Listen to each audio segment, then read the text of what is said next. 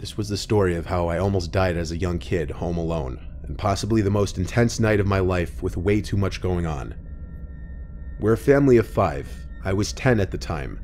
My older brother was 14, my little sister was 5. It was a Friday night. My brother was out with his friends causing trouble clearly, because a dreaded phone call came to my parents. All I remember was I was in my room playing a Star Wars video game when I heard my mom start freaking out crying. I got really scared and hurried to see what was wrong.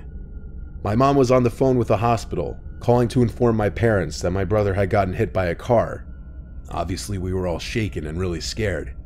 My brother's leg was broken, but I don't know what else was said on the phone. All I know is my parents hurried to get their coats on and got my little sister from her room and asked me if I was okay to stay home alone. I said yes, and they hurried out to the car and left. I was of course really worried for my brother, but I really didn't want to go to the hospital and see him in any kind of bad condition. I don't think my parents wanted me or my sister to either, but they didn't want to leave my 5-year-old sister home without them. It's worth mentioning my brother recovered just fine, as his injury is no longer relevant to the story, other than it being the reason why I was left home alone on a Friday night. Before my dad left, he was trying to calm down my mom, telling her he was going to be okay. So seeing my dad like that made me feel better. I had a feeling my mom was just being overdramatic like any mom would be. I continued playing the Star Wars game for a couple more hours, when I heard the front door open. I had my bedroom door closed.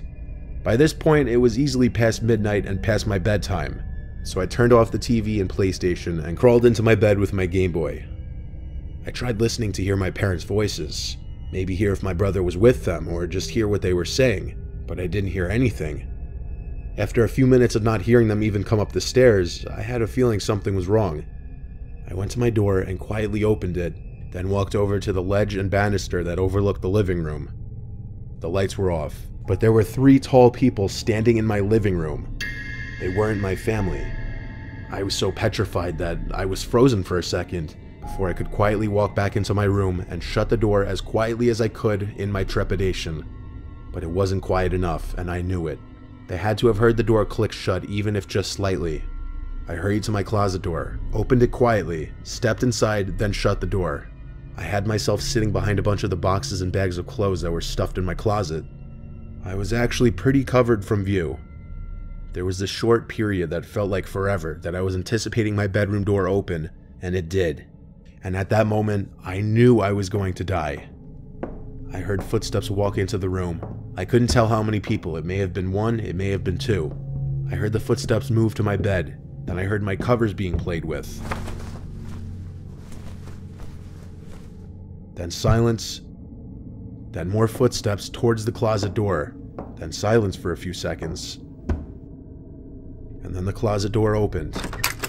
My heart was in my throat by this point. All I did was sit quietly and hold my breath.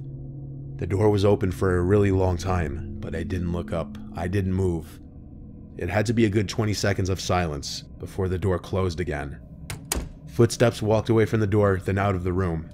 I finally looked up, and I just realized, from where I was crouched down behind the bags and boxes, I may have been visible to that person. It wasn't until probably an hour that I heard my parents return. I ran downstairs to them. The front door was left ajar by the people who broke in, and they had stolen a number of valuables from our house. It was a night that just went from bad to worse for our family. My parents were in such a rush when they left for the hospital that they apparently didn't even lock the door. I was lucky to have not been killed or kidnapped. I look back now and really wonder if the person who opened the closet and just stood there for 20 seconds saw me hiding in there. Maybe he was just a guy that came to rob a house, not to kidnap or hurt a child. Or maybe he just didn't see me, and I just narrowly escaped death or injury.